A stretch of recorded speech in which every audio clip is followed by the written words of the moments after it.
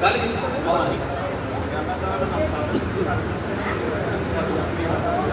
تعالیٰ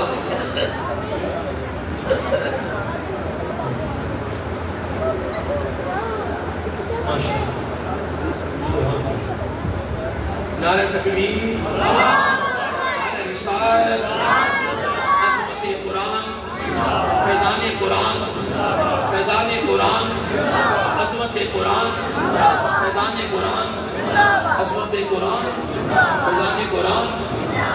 اور انشاءاللہ میرے واسطے مہربانی اللہ قبول کرے.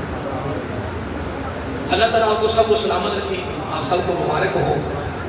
اور حقیقت ہماری خوش نصیبی ہے کہ سینکڑوں جگہوں پر اگر کہہ لیں تو اس میں مبالغہ نہیں ہے، اگر سینکڑوں بھی کہہ لیں تو اس میں مبالغہ نہیں ہے.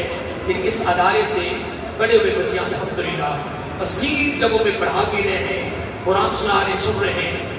میرے شاگرد بنی باؤدین میں کام کر رہا ہے، وہ یہ کل کے پرسوں میں بات ہوئی ہے، کہتا استاد کی مرکزی بڑی بڑی مساجد میں یعنی آپ کے پوتے شریف قرآن سنا رہے ہیں.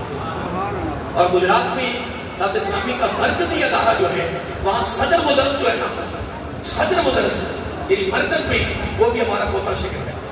یہ سارا فیض یہاں سے یہ ہماری خوش نصیبی ہے انشاءاللہ. اور اس میں انشاءاللہ آپ سب شامل ہیں، یہ نہیں کہ آپ محروم ہیں، آپ سب شامل ہیں. اور اس کا پتہ چلے گا مرنے کے بعد کہ یہ کتنا بڑا صدقہ جاریہ ہے. غلامی اتنا نظام یہ تو چل رہا ہے. دنیا ہم کتنی بھی کما لینا وہ صرف دنیا کی زندگی کو گزارنے کے لیے. اب دنیا کی کتنی تعلیم پڑھ لیں یہ صرف دنیا کی زندگی کو گزارنے کا یہ نظام ہے. دنیا کی کتنی ڈگریاں ہیں، کتنے عہدے ہیں، کتنے ڈپلومے ہیں، صرف یہ دنیا کی زندگی کو گزارنے کے لیے ہے. لیکن جتنی دینی تعلیم ہے یہ زندگی کی آخری جو اصلی زندگی ہے اس کی کامیابی کا بہترین ذریعہ ہے. یہ نہیں ہے کہ آپ کچھ نہ کریں، دنیا کے ساتھ ساتھ دین سے تعلق رکھیں. نماز ہے، روزہ ہے، تلاوت ہے، فقط دنیا تک نہ رہ جائے. اگر ہمارے بچے دنیا پڑھ رہے ہیں تو ان کو ساتھ ساتھ دین کا طلب بھی رکھیں تاکہ یہ دین اور دنیا دونوں ساتھ یک وقت چلتے رہیں، تاکہ مرنے کے فوراً بعد اگلا سلسلہ جو ہے وہ ہمارے کام آ جائے اور بخشش کا ذریعہ بن جائے انشاءاللہ. بقیہ اگلی جو نشست ہے آپ کو پتہ اس میں کثیر تعداد میں ہماری مسجد ماشاءاللہ بھر جاتی ہے. دور دراز سے لوگوں کو پتہ ہوتا ہے. اور شب برات کو یعنی جب میں ایک بیان کر کے واپسی آیا ہوں، میں معراج کی رات تو چاندے کے لوگ تھے اور آستہ آستہ لوگوں کی مساجد بند ہو جاتی ہیں اور ہماری مسجد پھل جاتی ہے. اور شب رات کو بھی ایسے ہوا، میں آیا آدھی مسجد تھی اندر کہا اور پھر دیکھا کہ آخری صف تک مسجد بھر کی. لوگوں کا ایک ذہن ہے کہ ہمارا پروگرام والا دن ساری رات کا پروگرام ہوتا ہے. انشاءاللہ ابھی ہم تھوڑی دیر تک دیکھیں گے انشاءاللہ مسجد میں بیٹھنے کی جگہ نہیں ہوگی. ان لوگوں کو پتا ہے کہ ہمارا پروگرام انشاءاللہ لیکن شیڈول یہ ہے کہ چلو تھوڑی دیر کا دو چار بچے نعتیں پڑھیں گے، کوئی ہم لوگ اپنے نوافل پڑھیں گے، اس کے بعد انشاءاللہ بیان کریں گے.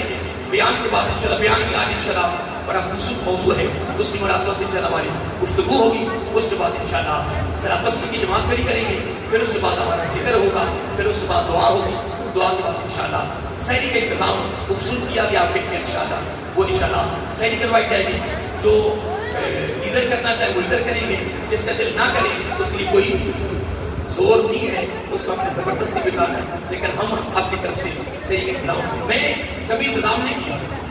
شب برات میں کرتا تھا 3 سال کیے، لیکن میں کسی وجہ سے ڈر گیا، میں نے بند کر دیا اور وہ بالکل نہیں ہوتا. یہ سحری کا جو ہے نا یہ کچھ ہمارے ساتھی ہیں وہ کافی سالوں سے ان کا دل کرتا ہے. میں ان کو روکتا نہیں ہوں، میں تو ان کا دل کر رہا ہے، کوئی کر رہا ہے تو کوئی بات نہیں کرے گا. لیکن میں ایک بار ضرور کہوں گا کہ بس اللہ کے گھر میں تو اور جگہ ہے نہیں.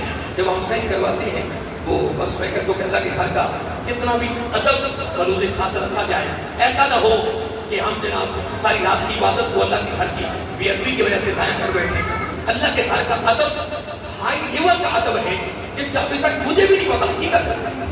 میں پڑھ رہا تھا حدیث پاک میں یہ سمجھ کے باہر والی دیوار ہے، گھر تو کسی کا ہے نا، لیکن دیوار کی دیوار اکثر مساجد بڑی بڑی ہوتی ہے، ان کی باہر کی دیوار ہوتی ہے. باہر والی دیوار پہ کسی باہر والے ساتھی نے تھوک دیا تو نبی اکثر جو رحمت للعالمین ہے اتنے جلال میں آ گئے. فرمایا اگر تو مہمان نہ ہوتا تو میں تیرا سر قلم کر دیتا. تجھے علم نہیں ہے کہ اللہ کا یہ گھر ہے، یہ اللہ تعالیٰ کا اس کے بارے میں میں کیا بیان کر سکتا ہوں، اس کا مقام، اس کا درجہ، اس کی فضیلت کیا ہے، لیکن الحمدللہ صبح الحمدللہ عرب گھر بار الحمدللہ اس نے ہمیں اپنے گھر کی نوکری دی ہوئی ہے۔ اور میں کہتا ہوں کہ جو شخص بھی اللہ کے گھر کے ساتھ فقط تعاون کرتا ہے، نماز پڑھتا ہے، انتظام کرتا ہے، یعنی اس کا کوئی نہ کوئی تعلق کسی نہ کسی پہلو کی وجہ سے، یا کسی پہلو یا کسی جہت کی کسی انداز میں بھی اس کا اللہ کے گھر کے ساتھ تعلق ہے، تو وہ تنہائی میں اللہ کا شکر ادا کرے کہ یا اللہ تیرا شکر ہے کہ تو نے اپنے گھر کے ساتھ میری وابستگی رکھی ہے، اور جیسے اللہ کے گھر کے ساتھ وابستگی ہو گئی وَرَجُلٌ قَلْبُهُ مُعَلَّقٌ فِي الْمَسَاجِدِ، الحمدللہ میرا آقا نے گارنٹی دی ہے کہ وہ قیامت کے دن جب کوئی سایہ نہیں ہوگا، لا ذلہ الا ذلی، میرا آقا فرمایا قیامت کو کوئی سایہ نہیں ہوگا، رب کہتا صرف میرے عرش کا سایہ ہوگا، وہ قیامت کو اللہ تعالیٰ کے عرش کے سائے کے نیچے بیٹھا ہوگا۔ اور میں جہاں بھی کہیں تقریر کرنے جاتا ہوں نا، تو میں جس مسجد میں جاؤں گا میں وہاں کی مسجد کی خاص طور پہ انتظامیہ کو مخاطب کرتا ہوں، میں کہتا ہوں یار بڑی بڑی دنیا ہے، رب نے تمہیں چن کر اپنے گھر کے انتظام کے لیے منتخب کیا، تو میں کہتا دل لگا کے کام کرو، دل لگا کے، مجھے جان میری زندگی بسر ہوگی، لیکن خدا کی میں بس اٹھا کر کہتا ہوں جب بھی میں باہر سے آتا ہوں نا، تو جب میں پہلا قدم مسجد میں رکھتا ہوں مجھے یقین نہیں آتا، میں کہتا یا اللہ میں تیرے گھر میں داخل ہوا، تیرے گھر میں، یہ 2-3 دن پہلے میں ادھر بیٹھا تلاوت کر رہا تھا، تو میں تلاوت کرتا کرتا جب تک مجھے خیال آیا کہ یہ کلام کس کا ہے، اتنے بچوں کو پڑھا چکا ہوں، پڑھ رہا ہوں، مجھے یقین نہیں آ رہا تھا، میں کہ یہ کلام کس کا ہے، یار تیرا کلام ہے، اور تیرے کلام کو میں پڑھ سکتا ہوں، مجھے پڑھنا آتا ہے، میری کفیت نہیں بدل گئی۔ اسی دوستوں بس اللہ کی بارگاہ میں دعا کیا کرو کہ اللہ تعالیٰ زندگی کی آخری سانس تک ہمارا تعلق اللہ کے گھر کے ساتھ جوڑے رکھے، قرآن کے ساتھ جڑا رہے، اللہ کو سلامت رکھے۔ میں پھر آپ کو شکر گزار ہوں کہ آپ تشریف لائے ہیں، دعا میں شریک ہوئے ہیں، اور ماشاءاللہ اپنی اللہ کی بارگاہ میں ملاقات کی ہے، بڑی مہربانی جس تشریف لائے اللہ کا سلامت رکھے۔